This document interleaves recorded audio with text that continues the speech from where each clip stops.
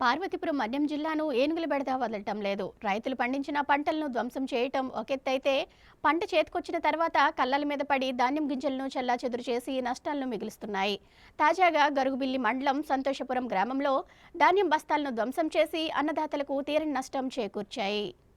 బంగాళాఖాతంలో ఏర్పడిన అల్పపీడన ప్రభావంతో పార్వతీపురం మన్యం జిల్లాకు తుఫాను ప్రమాదం పొంచి ఉంది. తుఫాను ప్రభావంతో పంట చేతికందొచ్చే సమయంలో ఎక్కడ నష్టం వస్తుందో అని రైతులు ఆందోళనలో ఉన్నారు. అధికార యంత్రాంగం ఆదేశాలతో పంటను రక్షించుకునేందుకు రైతులు తీవ్రంగా శ్రమిస్తున్నారు. ఇదంతా ఒకెత్తైతే పంట నూర్పు పూర్తయి కల్లాలకు సురక్షితంగా తరలించిన రైతులను ఏనుగుల గుంపు సంచారం ఆందోళన కలిగిస్తోంది. గరుగుబిల్లి మండలం సంతోష్పురం గ్రామంలో సంచరిస్తున్న ఏనుగుల గుంపు గురువారం ఉదయం 3 గంటల సమయంలో కల్లంలో వరి కుప్పలు నూర్చి బస్తాల్లో నింపి ఉంచిన ధాన్యంను ధ్వంసం చేశాయి. రవి అనే రైతుకు చెందిన 20 క్వింటాళ్ల ధాన్యం బస్తాలను తొక్కిపడేసి నాశనం చేశాయి. చేతికొచ్చిన పంట తుఫాను నుంచి కాపాడుకుంటే ఏనుగుల రూపంలో తీవ్ర నష్టం వాటిల్లిందని రైతులు తీవ్ర ఆందోళన చెందుతున్నారు. నష్టపోయిన పంటకు పరిహారం అందించి ప్రభుత్వమే ఆదుకోవాలని కోరుతున్నారు.